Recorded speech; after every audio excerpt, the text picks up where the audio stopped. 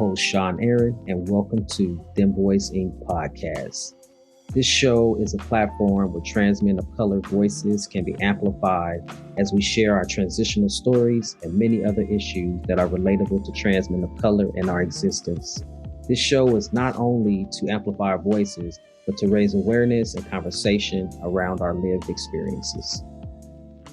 My next guest I had the opportunity to sit down with is Dallas Martinez. Dallas is a husband, a father, and also an attorney. Dallas was also a part of the love, sex, and relationship conversation that we had in episode 18 and 19. Within this episode, we discussed living in an intergenerational household. We talked about the mental aspect of transitioning. We also discussed Dallas's journey becoming an attorney. And we also talked about the nonprofit that he currently works for and the nonprofit that he started. This is a really good episode. I know I often say this is a good episode. This is a good episode, but this is really a good episode. I say that because representation matters, right? And it takes a lot of vulnerability to come on the show and share your transitional journey for the world to hear, really. So this is a really good episode, and I hope that you enjoy. Hey, this is Sean Aaron. I'm the founder and executive director of Dem Bois Inc. I am also the host of Dem Bois Podcast. As you may know, Dem Bois provides financial assistance to trans men of color in order for them to obtain gender-affirming surgery. We have great news. We're currently looking for volunteers to help support our programs. Our programs include our gender-affirming surgery grant program and also our personal care package program. We personally curate packages filled with personal hygiene items. Just to name a few, things like tissue, soap, towels, toothpaste, and toothbrushes. We mail them out to trans men of color across the country who may be in need of help caring for their personal hygiene needs. We are looking for volunteers to help raise funds to support our programs. Also, we're looking for someone locally to the Bay Area to help us put all of the care packages together. If our mission is something that resonates with you and you would like to help support our work, just let us know. You can send an email to hello@dembois.org. That is HELLO@DEMBOIS.org. And we will get back to you with further details. Thank you for listening, and I hope you enjoy the next episode. Welcome to Dem Bois Podcast. I'm your host, Sean Aaron, he, him, his. And my next guest is a husband, a father, and he's also an attorney. Welcome to the show. Hello. It's a pleasure being here. It's always good to see you, Sean. Great. Thank you. You want to introduce yourself? Sure. My name is Dallas Martinez. My pronouns are they as well as he. Great. So, Dallas, where are you located right now? I am in Seattle, Washington, the great Northwest. Great. Yeah, Seattle. So are you from Seattle, or where are you originally from? Is that where you're originally from? I'm actually originally from Dallas, Texas. Spent some time in Denver, Colorado, Phoenix, Arizona, and then eventually made my way up to the Pacific Northwest. So how is Seattle? You like it? Is it treating you well? Seattle's beautiful right now. There's a nice little mist going on, some cloud cover. It's just like that cozy, like coffee drinking, movie watching weather. I love it. Oh, perfect. How is the environment? Is it slow paced or? It is pretty slow paced. Everybody kind of has, this attitude of we're not in a hurry to get anywhere. It's the kind of place where everybody meets at a stop sign and everybody will kind of like argue about who gets to go first in a way of it's like, you go, no, you go, no, you go. And everybody just like incrementally inches along. So eventually there's like almost a crash. Oh, wow. I love like a slow environment. Like I need that for my life. I'm in the Bay Area and it's just too fast paced here. Don't sit at a stop sign. Somebody going to either honk at you or blow past you or whatever, regardless if it was your turn to go or not. So yeah, I love that kind of environment. Yeah. So the name Dallas, how did that name choose you? Actually chosen family selected that name for me. And so I did a lot of, moving around between living in Denver, Colorado, right out of high school. I mean, as soon as I graduated, it's like, how do I get out of here? Right. So I moved to Denver, Colorado, met a good group of folks who used to call me Dallas or D-Tex. And then also when I was in the military, people used to call folks like by where they were from, if they happened to like the city that you're from, so I was no longer Martinez, it was Dallas. And so that just stuck. And so when it came time for me to legally change my name and go through all those procedures, um, Dallas was just like, it was the go-to. It was easy. It already felt like home to me. It already felt like my name in a lot of ways. It was a way that uh, I made my identity more gender neutral to the outside world, to the public, before I really was old enough to understand my need to transition. That was like a way that I was already taking away those strong gender binaries, because when I would hear my original name in any capacity, it just sounded so foreign. It didn't sound like it matched me. And so Dallas just always was like home. It felt nice. Mm. Thank you for I love that name, Dallas. It just seems like it's different. I've never heard it. I've never heard it before. Anyone named Dallas. It just seems like that name. It demands respect. It's like Dallas. Okay, let me see what you're talking about. So I like that. Yeah, yeah. So you were in the military. Thank you for your service. What branch were you in? I entered into the Army, but I was discharged during Don't Ask, Don't Tell. So I was also too queer for the military, Wow. apparently. Wow. Yeah, that was a pretty traumatizing experience, but one of those experiences that goes down in my book that really builds my character. You know, it still Mhm. had a huge impact on me, regardless of what the outcome was. Um, it was a learning experience for me, and it's something that I take as experiential learning to apply that in other areas of my life, and remember that when I'm doing the work that I do and fighting for clients' rights, when I'm advocating for people, I remember those life experiences and what it felt like. That way I can make sure that I'm doing my best job uh, to get other folks the appropriate civil liberties that they deserve. The justice that they deserve. So was that a honorable discharge or how? I don't. No, How so the was? way that works is if they don't actually have evidence, right? Like if you weren't caught uh, in homosexual behavior, if you weren't actually getting letters, sending letters that had some sort of evidence to it, or if you didn't tell somebody, um, there wasn't really a way that they could discharge you under that chapter that covered the homosexual behavior. So when they couldn't catch you, they would hound you, hound you, hound you. I mean, I would get pulled out of my barracks in the middle of the night. I'd get Wow. taken away from my battle buddy, which you're not supposed to do. You're always supposed to travel in twos. Nobody's supposed to be talking to you alone. I mean, I would get pulled out when everybody else was asleep and like Wow. harassed, Wow. and I never fessed up, right? It was don't ask, don't tell. So I didn't tell. They would ask, but I wouldn't tell.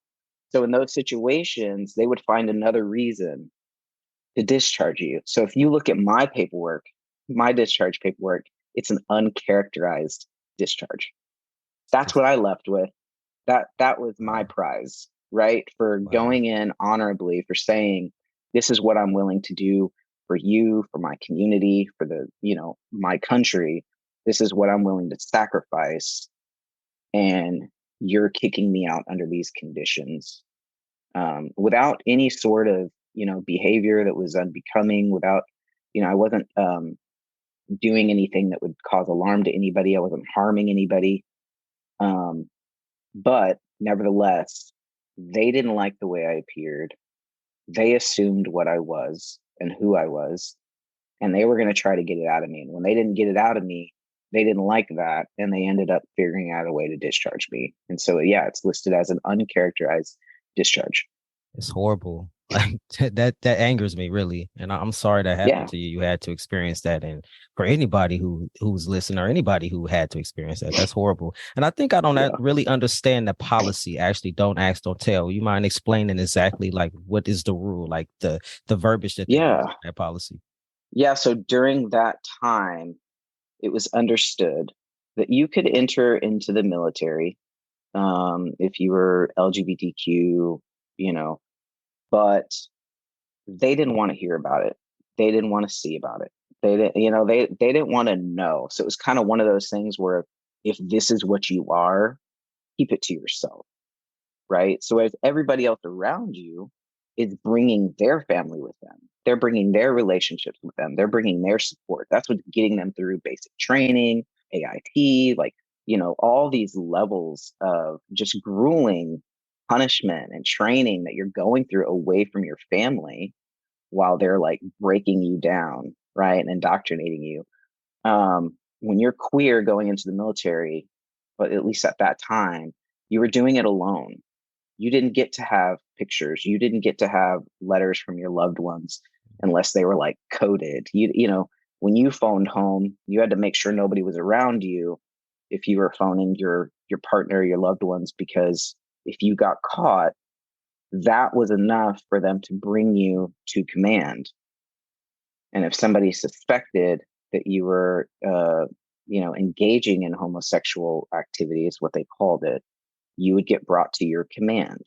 So, for instance, there were people that would get caught, in a relationship, dating, kissing, mingling, whatever.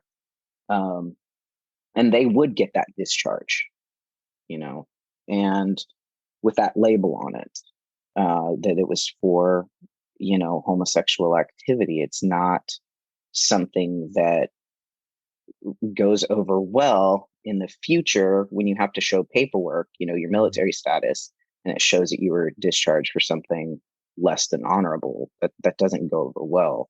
But that was the rule, is that if there was any evidence, you had to be put forward. So basically you're like, the spotlight is on you, you're interrogated until they can figure out what's what. And then it's grounds for, some kind of dismissal eventually. And so I was, during my time, there were two different people that were discharged because they did get caught, kissing, like in downtime. Somebody eventually walked in, caught these two kissing, and they were discharged for that. And it was very clear why they were discharged. But in my case, I was just going about my damn business, trying to get through basic trainings, Right. doing what I was supposed to be doing, keeping my head down, and minding my own business. And still eventually, got clocked and discharged. But that was the rule, is that they weren't supposed to ask you. So in my situation, they did violate that by, taking me out, bringing me on in one-on-one or over, imbalanced situations where it'd be like, two people in command versus me, and nagging me and trying to get me to confess to something that I knew would end my military career, and I didn't confess. But they had the right, if they were suspicious of something other than homosexual activity, right? If they were suspicious that something else was going on, that could cause them to bring you in for a formal investigation or conversation. But they're not supposed to bring you in and ask you whether or not you're homosexual, queer, in any of the things that fall within our spectrum, like non-heterosexual spectrum. That's a hostile environment. And then there's the power differential, right? Because it's like you got higher officers and command officers, and it's like, yeah, that's a lot. I know when I graduated from high school, I wanted to join the Navy. I didn't understand exactly what Don't Ask, Don't Tell was, and so I just decided not to, because I didn't want to go through that. And I'm sorry that you had to go through that. That's fucking horrible. It's just that. Yeah. It's just fucking horrible. And we know, like, marginalized communities that, not just LGBTQ, but like, other folks that served in the military, and you're not treated with respect, really, and that's fucking unfortunate. Yeah. So tell us your transition journey from beginning up until now. Yeah. Well, the beginning would be, the earliest memories of my childhood. I had an older brother, and I remember in my earliest memories, I wanted to emulate my older brother. And some of that is probably really natural, to want to watch your older sibling and do what your older sibling is doing, right? you want to be a part of that, but developmentally you're just not ready yet. But this was more specific to gender roles, gender expression, mannerisms, behaviors. It was, if he was riding his bike a certain way or standing a certain way, like I would watch for the body language. I would watch for the cues, and I found myself always wanting to be like him. And so that was kind of my first memories that I can look back now and say, okay, there were clues there that I was gender diverse. I didn't fit into this binary, this monolith of what gender is. And then as I got older, more closer to like getting out of elementary school, getting into middle school, I had realized that all of my friends at that point were interested in makeup and doing their hair and, playing with toys that were very like geared toward feminine behaviors and mannerisms, the Barbie dolls and things like that. I never went through that, and I felt like there was this gap. I felt like I wanted to go play with the boys, and I did play with the boys. I dominated on the soccer field. I always beat everybody in arm wrestling through like probably 7th grade. And I always found ways to like interject and be with the boys, but yet I never felt like I never felt like I really fit in, even though I was doing the same things that they were doing and I was able to keep up. There were still those gaps in my experience with what I perceived their experience to be. And so things never really checked out for me, and it's really awkward. It wasn't until I think my 2nd year of middle school that I ended up falling in love with my best friend. Not knowing what that was. I mean, I can look back at it now and say, yeah, I was totally attracted to her and I was in love with her. And so that was like the first time that I had realized that all of my friends were liking the opposite sex, were kind of fitting into these strong gender roles. And here I was like really outside of the norm. And of course, there was some confusion along with that, some shame, some guilt. So it really wasn't until I think my freshman year, so probably about 2 years after falling in love with my best friend as a kid, and then having that person yanked away from me because their parents found letters that we were writing to one another that I guess to them appeared like there was more going on than just a friendship. And we spent a lot of time together. And so her parents ended up yanking her out of the school that we used to go to together and putting her in this private Lutheran school the rest of her years for college. And so after that was super traumatizing. Right. And then I moved into high school, and I think that was the time where, you're intermingling with kids from other communities, other neighborhoods. You're kind of all getting smashed into this one, experience together. And so you're getting kids that were already experimenting with sexual behavior, sexual orientation, kind of understanding more about themselves and being willing to like engage and explore kind of outside the bounds.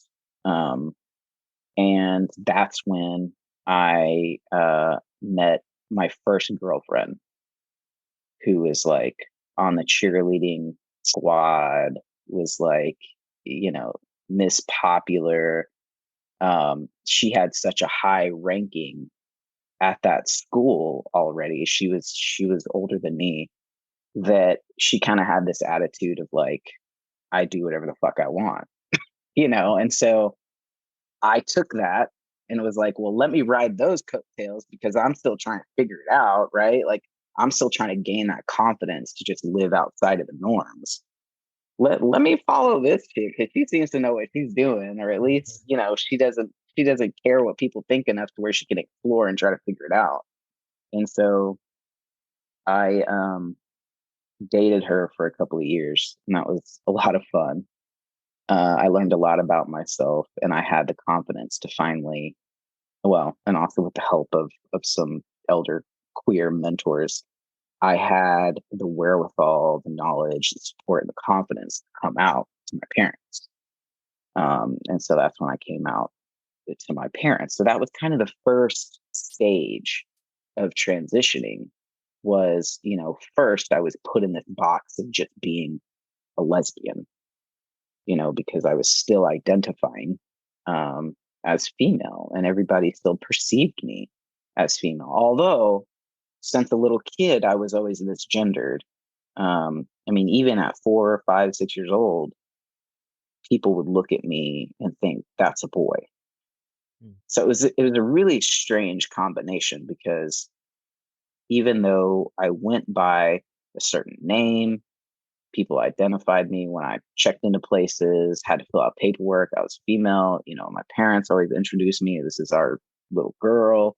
Like, even though I had all of those experiences, like the outside world still tried to force this gender on me and would misgender me at that time.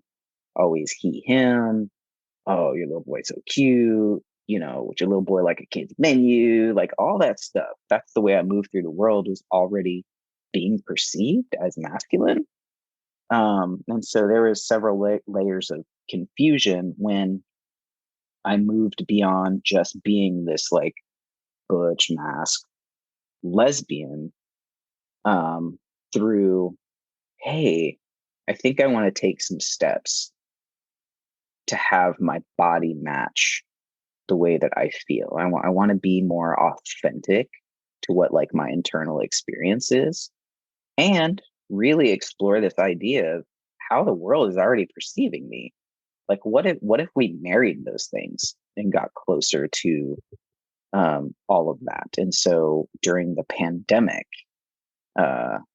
is when I really had the time to be more introspective and do some research and understand where I needed to start to physically, and medically do things to transition.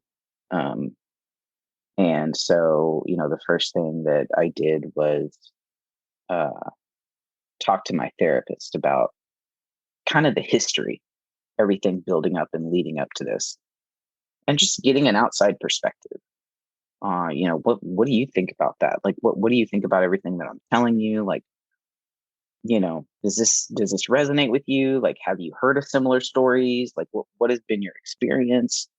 And after getting some really clear feedback from an outside perspective, a professional, not that I ever needed that, but sometimes we still look for affirmation and confirmation. After receiving that, it was like clear as day. All right, let's start the conversations with the family. Let's touch base and see where we're at. And that's when I went to my spouse. My spouse just kind of said, and like we already knew you're masculine. Like, I mean, it's not really news if you think about it. Like, this is who you already are.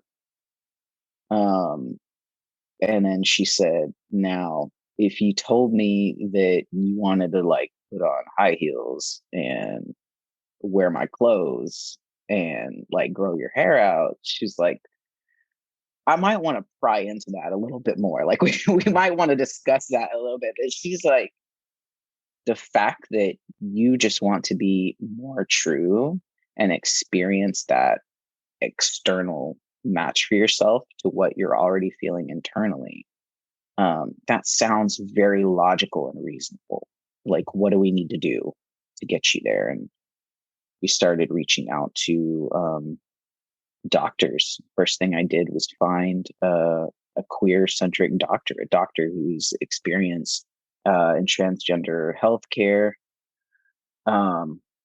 Went to see her, and she hooked me up with like, all the resources and tools, and got me started on testosterone. That was kind of the first phase that I took. And then after testosterone, I got top surgery, which was like fucking out of this world exciting.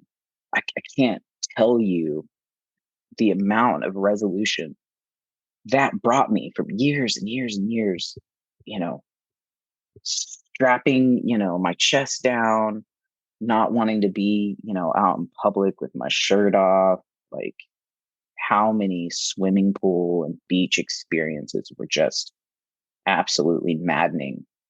That was a level of liberation. And after that, I got my hysterectomy, which was just like, oh my God, like, I thought top surgery was amazing. This is life changing. And life just increasingly got better for me. And so, I started testosterone a little over a year ago. I think it's about a year and February, March, April, May. Yeah, about a year and a half. So I'm still new to this in a way. When it comes to taking the steps to get like medical assistance, I'm new to it. Am I new to the world perceiving me as masculine or male? No. And that's been since I've been a little kid. This has just been a journey where I have to figure out, I want to be the driver, right? I don't want everyone else telling me what I am and who I am and being confused by what I am. I need to figure that out. And I think that I'm figuring that out, and it's feeling more authentic. And I think when I'm living my more authentic self, it will be more clear to the world. And I think that's what I'm going through right now. And it's really exciting. There's times where it's still a struggle. I just traveled to Arlington, Virginia for a conference, and that was a point of contention for me. I was like immediately taken out of this safety net, this bubble that Seattle is, where everybody respects your pronouns. Everybody, sees you for who you are and pays you to respect. I was taken out of that safety net and away from my family and thrown in this situation where I was like, oh shit, it's a flashback to the past.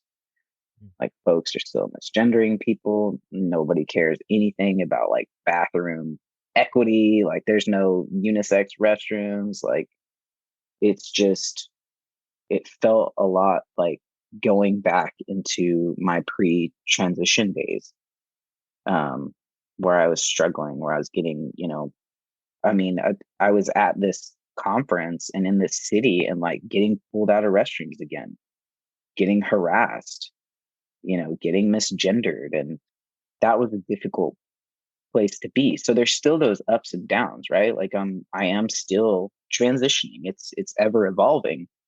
But I have to understand that when I'm in certain spaces, like, people are still going to read me and clock me a certain way because their mentality hasn't shifted. They're not caught up yet with what the truth is. And that's, gender is a social construct. We bend it, we twist it, it's not black and white. And until people understand that, we're going to continue to have these bathroom issues and issues in the public, and just trying to like go out and live our life and like be our authentic self, not fucking with nobody, but getting fucked with. Yeah. I just don't understand this bathroom issue. I have a lot of trauma around bathrooms, and I talk about it a lot. And it's like, we all do the same shit in the bathroom. You either pissing or you taking a dump, like, or you fixing your face or you flossing your teeth. Like, what difference does it make which restroom I'm in? Just do your Yeah. business, mind your business, and get the hell out. Wash your hands and then get the hell out, right? Right. It's insane. It's like how much people pay attention to other people and not even taking care of their own business because they worry about Right. somebody else. That's insane. Right. That is crazy. Yeah, it's true, because when I enter into those spaces, whether it's like a gym locker, and I'm talking about like historically, right? Um, when I enter into a gym locker room, when I enter into like private spaces like that, like swimming pool, recreation areas, when I'm in public bathrooms, whether it's a restaurant, library, whatever, I walk in with my fucking head down. I'm not paying attention to nobody. Like 99% of the time, the people that harass me, the people that put their hands on me, I can't even tell you what they look like, because I'm so stuck. I'm so oppressed that I just walk in with my head down, like just minding my own business, because I've trained myself to teach other people that I'm not a threat. Hmm. You know? That's wild. Well, I want to tell you this. From now on, from today, when we're done with this, don't walk in another room like that. Fuck that. Yeah. Hold your head up. You Dallas, you deserve to be there. You are there, and it's just that. Like I had, it's funny I'm saying that because I had to learn that myself.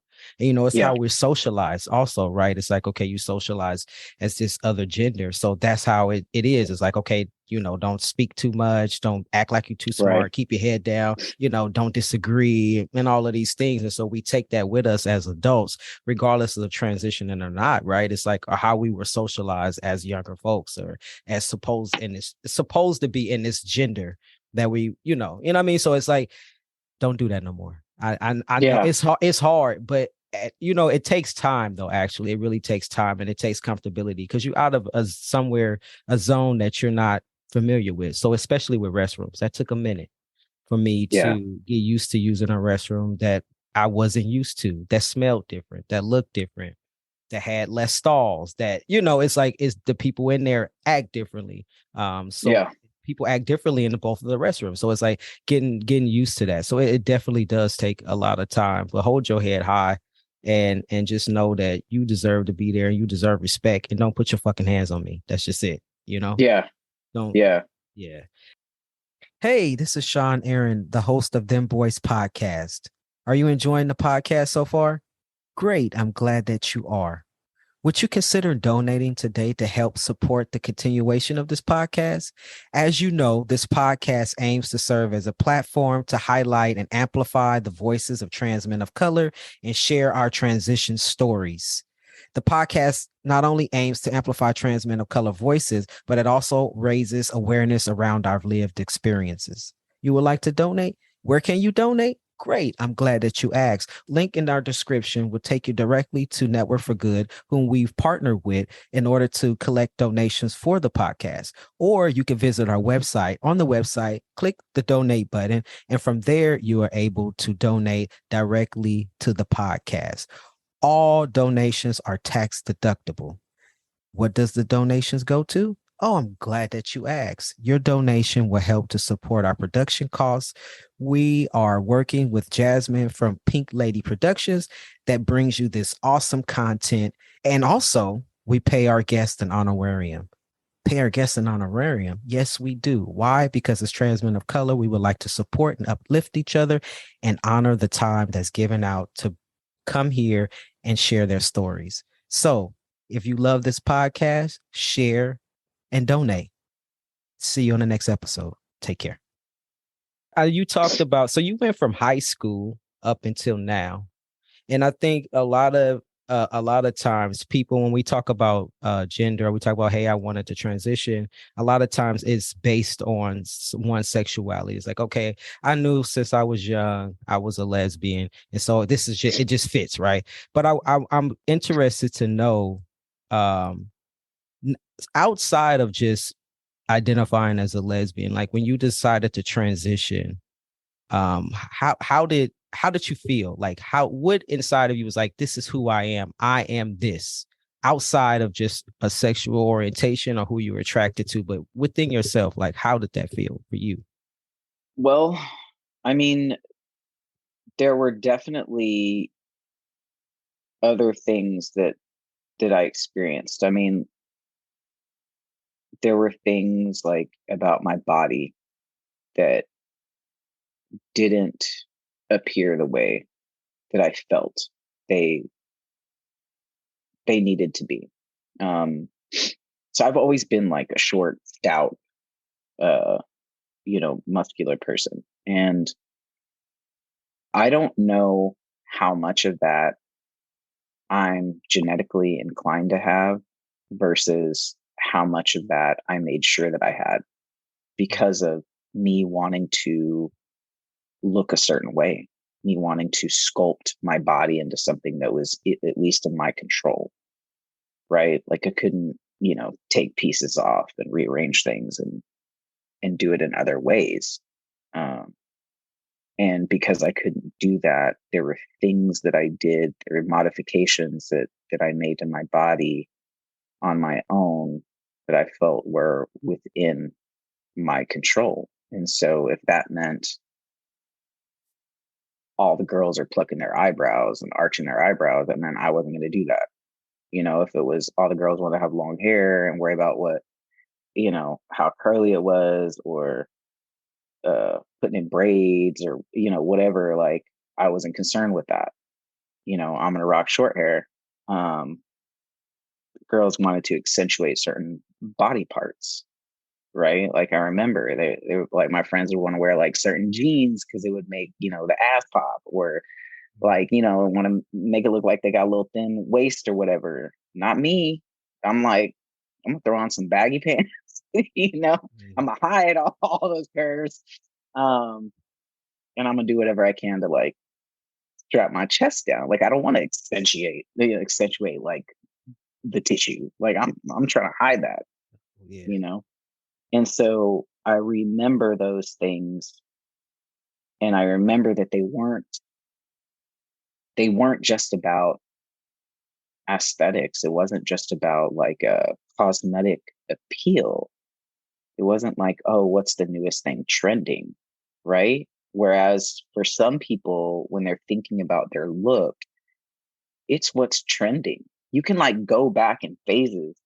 You can look back in history, people's pictures. Like I can look at my spouse, look at photos of her, she was a kid, middle school, high school, 20s. And you could see phases of like what the trend was, and it was different. It wasn't that. It's not trying to keep up with trends. It was like for my mental health. It was, I needed to look and emulate something for my mental health, just so I could be okay. If I can't imagine anybody ever telling me you have to grow your hair out, you have to have long hair, or you need to wear this dress because it's Sunday, we're going to church. Like my parents never did that, but I can't imagine what it would be like if I did have to experience that. I'm grateful that I didn't have that amount of trauma, but my transition involved more than just, oh, well, I'm this, masculine, I'm the masculine person in my relationship. I'm more butch than, my partner, and therefore now this is like the next level, right? It's the next level of like butch masculine lesbian. Like I didn't see it as that progression. I saw that I had to get through all those distractions to get to where I am today, because society made me think that I had to be one thing or another. And that was really the journey for me, is breaking that down and understanding that gender identity is different from gender expression. It's different than how the world perceives you. It's different than sexual orientation. Like all of those things are different. But I got suckered into believing that I was just a butch lesbian for a long time. And, I can still appreciate that journey. I will always be grateful that I had community to turn to, but still, I felt that gap. I still felt like something was missing, like something wasn't right. It's the same thing that I experienced when I was having to decide whether or not I wanted to have friends that were girls friends that were, do I want to go to the soccer field and go play soccer? Or do I want to have like those close knit relationships where we're talking about things on a deeper level? There was like there were pieces that I was getting from like different gender roles when I was a kid. And it was like, yet there was always that gap. When I was with one group, I didn't feel like I blended in with them. When I was with the other group, I still didn't feel like I blended in. It was the same thing when I was living as a butch lesbian. There were still things that just like irked me. I would be like with everybody else who identified as butch, and it still didn't register with me. It didn't resonate with me as being genuine. I still didn't feel like those were my people, and now that I can hang out with like trans mass people, trans folks, like, I feel home. I feel like I'm seen. I feel visible. I feel like I have family. Every chance that I get when I meet somebody that is out, it's not living stealth, it's out. It's like, hey, I can relate to you on this. Like, it's like, oh, cool. Like, when can we meet up again? Like I'm hungry, let's fucking go kick it. Like, let's go camping. Let's go, whatever.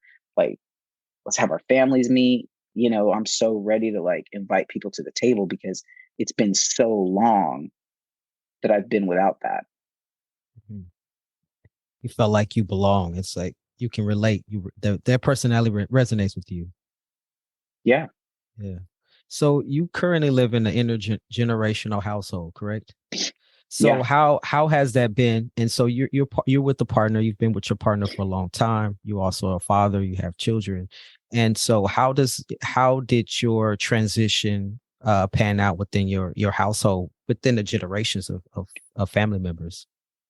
Yeah. So with my father turns 90 this year. He moved in with us.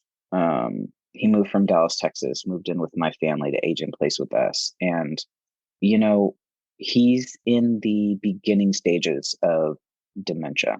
And so there's also this added complexity of being human and being patient and seeing his humanity. Part of that humanity is aging and watching his brain, deteriorate. And it's unfortunate, but it's part of life. And so, you're asking a person that is losing memory to remember these nuanced things. They're seemingly nuanced to him, right? And if you think about a 90-year span of life, me asking him to use my correct pronouns probably seems like a blip on the radar. His hierarchy of like priority, his needs are like, am I alive today? Did I survive? And then it's like food, meds, am I doing everything I'm supposed to be doing? And then after all of that, it's like reconnecting with the family, trying to enjoy life, trying to make the best out of the last bit of quality of life that he has. And so it's a process, but it's possible. And he is definitely tolerant, seemingly accepting. It's hard to tell how much of it is because you're their kid and they want you to be happy and they want you to be safe versus what is actually genuine. What is like, no, this is what I wanted for you. And I'm so happy that you're happy and this feels good and this feels right. I can say I don't feel the latter. I'm not getting any kind of like enthusiasm or like, yes, this makes sense. And we always knew that, there's not that level, but there is a level of respect of like, yeah, this is your journey. Yes, I will, call you him. I will call you them. Like I'm getting that degree. So, I to me, it feels like acceptance, but it could be tolerance hidden in just like this parental love.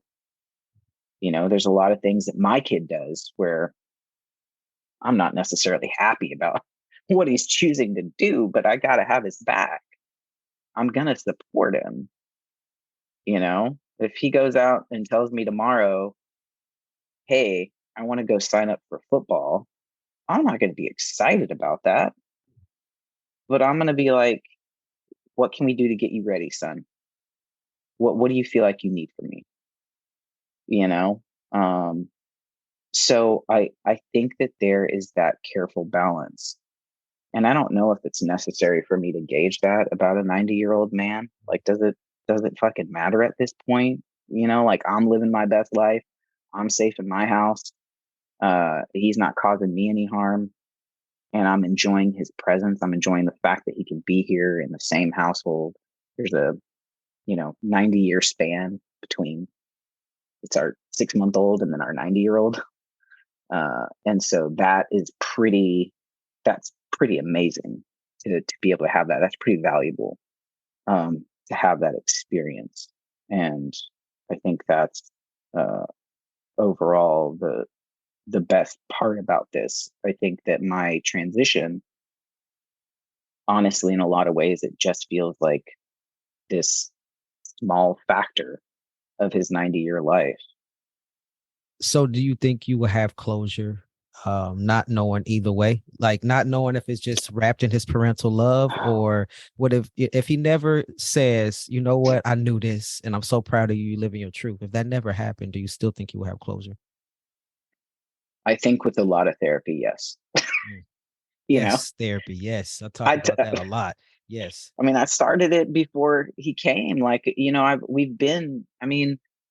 therapy is like a pillar for us. It's just like the meditation. It's just like going to the gym. It's just like the family vacations. It's like, it's a necessity.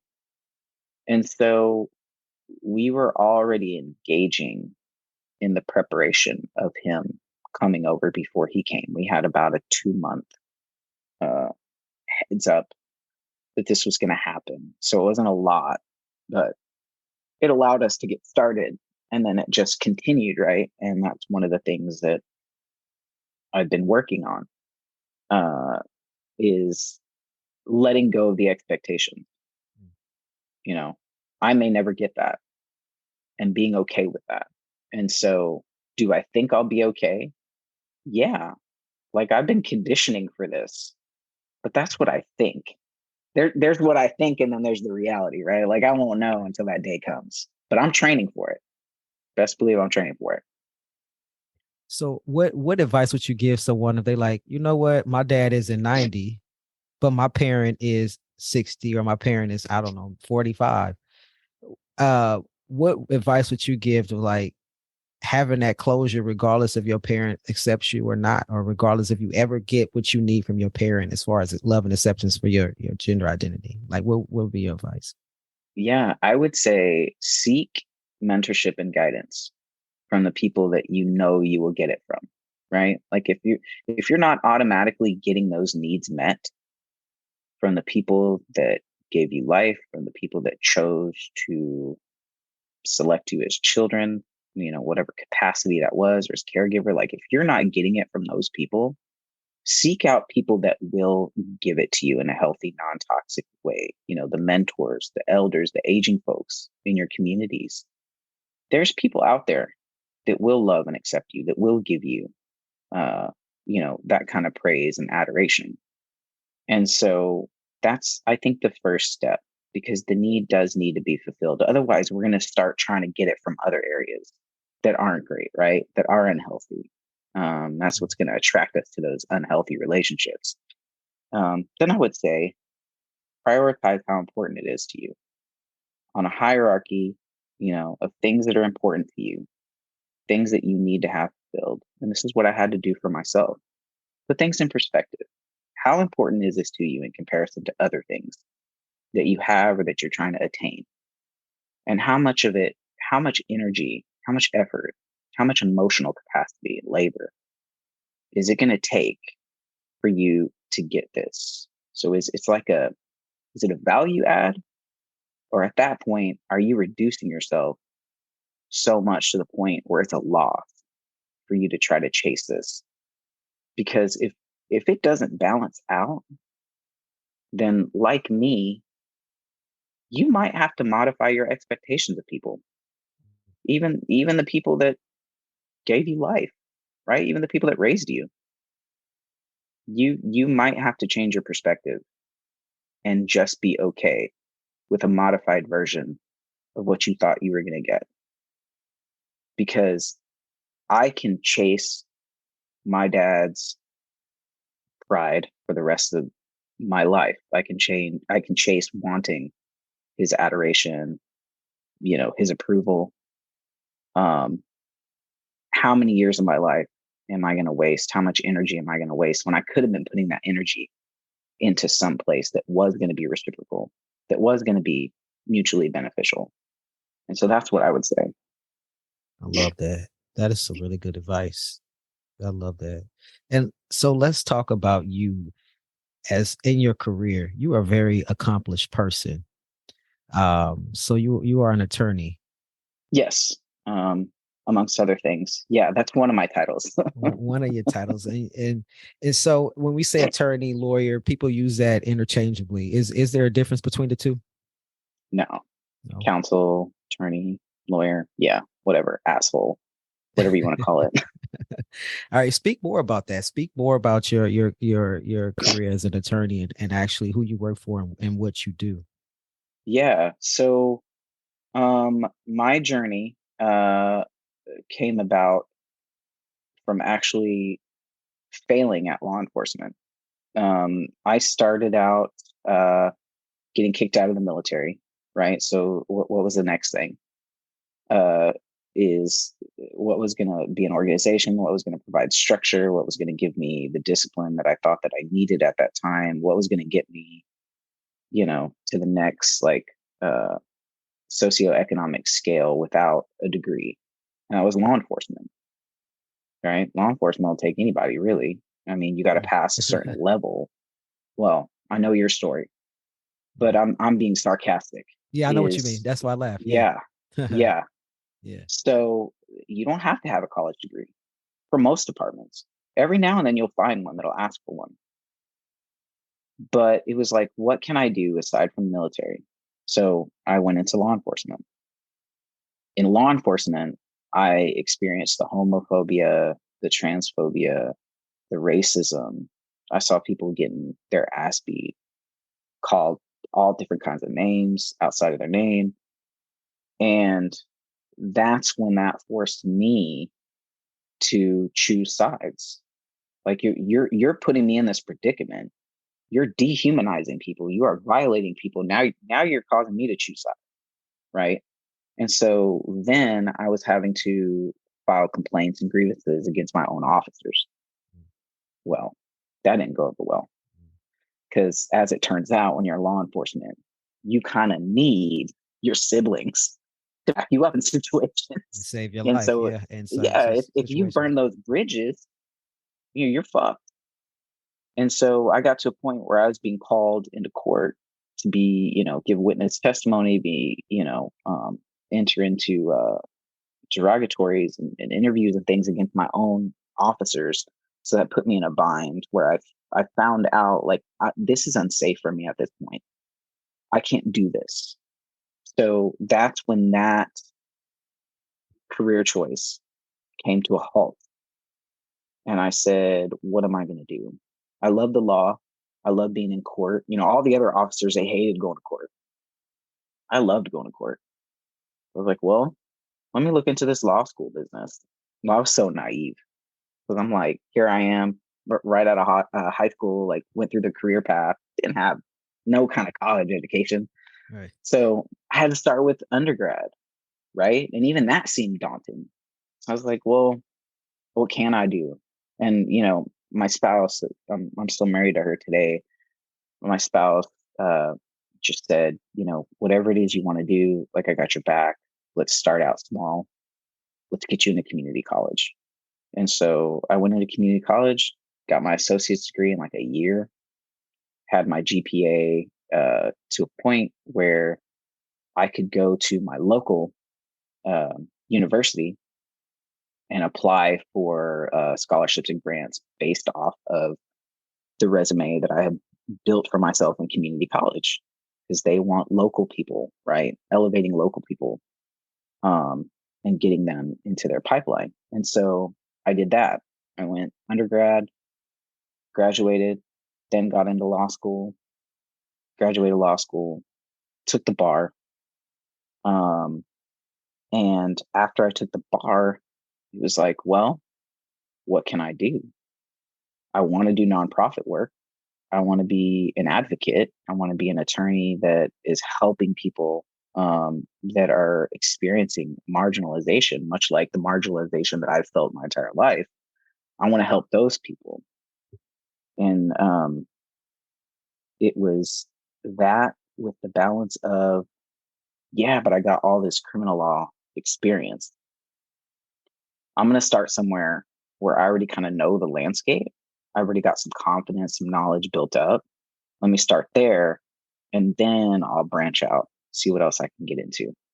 And so I started out in the criminal law field and did that for a little bit. And eventually I started a nonprofit for LGBTQ IA Two-Spirit Plus folks. It's a nonprofit that focuses on bringing people into spaces where we can honor each other's intersectionalities that will also be intergenerational. And so when I did that, when I was going through that process, I'm still an attorney, founded this nonprofit. I was able to meet with all of these other nonprofits in my area. And so I intentionally went out and scheduled myself meetings with all these leaders of all these nonprofits to just say hey, I'm here, I'm in the community. If there's a way I can help you out, I'd love to help you out. I'm also open to mentorship, any advice, if there's anything you have to share with a newbie like me, and it was just reaching out to folks. And I came across one ED of a civil legal aid. It was a LGBTQIA civil legal aid nonprofit. And she really took it as her responsibility to kind of take further steps of hey, let's meet monthly. Let's check in with each other. Let's talk about, different things that are going on, different trends that we're spotting. And I'm like, yeah, that's great. And eventually they had a staff attorney position open up and their staff thought of me. And so I applied, got the job. And so now I'm working for Q Law Foundation as a staff attorney. And that's my paid gig, is helping people out, that are already experiencing some kind of pushback, some kind of harassment, discrimination because of their, either perceived gender identity, their sexual orientation, the way that they move around the world. They're getting harassed and discriminated against just for living their authentic selves. And then that's compounding with all these issues like housing issues, landlord tenant issues, healthcare, schools with education systems.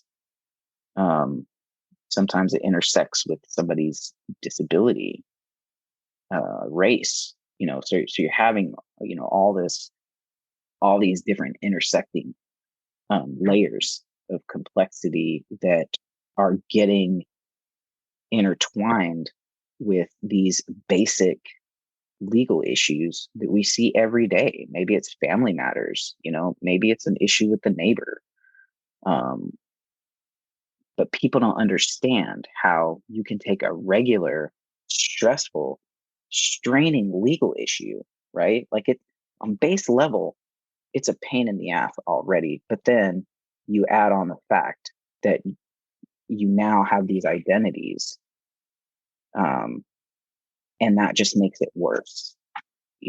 That makes things way more difficult. And those are the people that I'm helping, and it's wonderful. So when you representing these folks, are you talking about they're having a discrepancy against their job or a business or housing? Oh, anybody. Yeah. Anything. Yeah. We're getting everything. Yeah.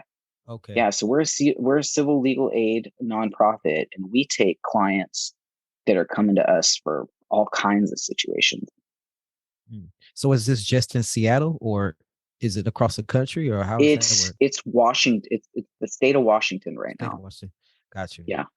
So Yeah, how that's what can our funding allows. so how can someone, if they wanted to reach out to you and they say, "Hey, I'm having this problem. I'm being discriminated against at work or wherever they're feeling it, and I need some legal representation." How can they get in contact with you, or how can they find out more information? So if they're in the state of Washington and they want to specifically utilize me or utilize our services at Q Law Foundation, they can go to qlawfoundation.org. I can also be emailed directly at dallas@qlawfoundation.org.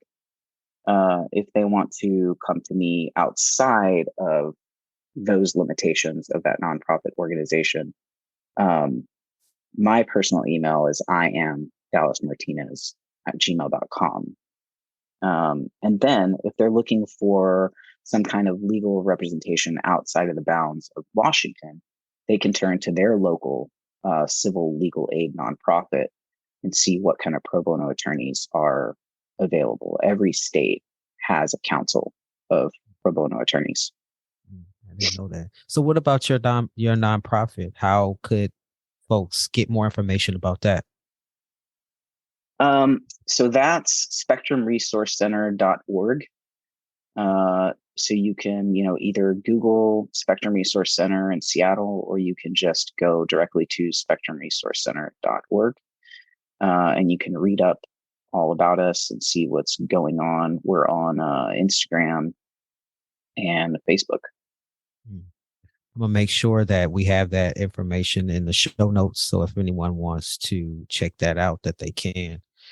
Yeah, thank you. Yeah. So this is the part of the show where I like to ask the guests a random question. I'm always coming up with questions. Now I'm at 28 questions. Sometimes I wake up in the middle of the night. I'm like, ooh, I got a good question. It might be from a dream I had or something I see on TV or whatever. So it's 28 random questions, may or may not have anything to do with what we talked about today. So just pick a number between 1 and 28, and then I'll read you off that question. 13. 13. So this isn't actually a question. This is an action item. So tell us a joke. Oh my gosh. Are you serious? Oh, I don't know any. My son probably tells me 10 shitty jokes a day, and I can't tell you one. God, I don't even have a bad attorney joke. Oh, no, you need one. No I bad law know. enforcement joke, nothing? No. Oh my gosh. I'm going to stick a pin in that one. I'm going to let you pick another one, but All I got right. a joke. So let me tell you this. Every night before I go to bed, I ask Siri to tell me a joke. And I sometimes I laugh. She'll tell me like 4 or 5 jokes in a row, and I laugh. And I keep asking her till one is not funny. And then I'm like, okay, I can go to sleep now. She's done telling me funny ones. So I get a joke every day. Like I feel like that's the way to decompress and to go to bed smiling and laughing. So I have a joke. So why did Adele cross the road? I don't know why. To say hello from the other side. All right, so pick another one. I'll reach you another. All right. My other number, 23.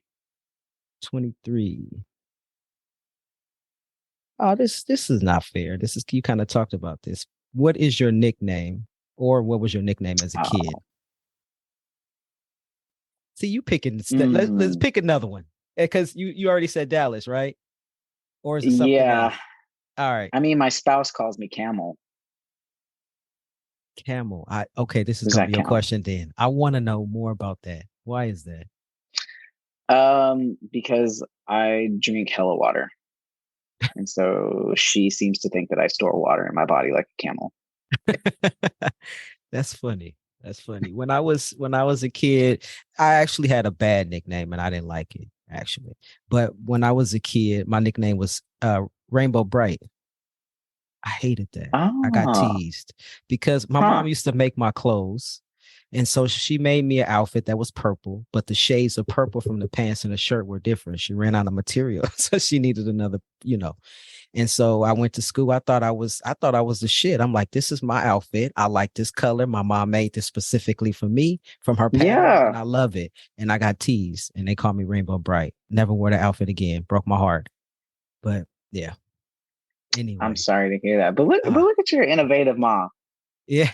She always used to make my clothes. She used to make jeans, but I had no pockets. I got teased about that too. Yeah. But, it is what it is. But yes, Dallas, thank you for being a guest on the show. You are of course. amazing. Thank you for the resources that you gave. I really appreciate you. Thank you so much. Thank you for listening to today's show. Once again, I'm your host. My name is Sean Aaron. Be sure to be sure to share this show out with folks in your networks. If you would like to connect with us, be sure to follow us on Instagram and Facebook. You can also visit our website at dembois.org. That's DEMBOIS.org. If you think you will make a great guest on the show, or maybe you have a question for myself or a future guest that you would like to hear answered on the show, please send an email to hello@dembois.org. That's HELLO@dembois.org. Until next time, take care.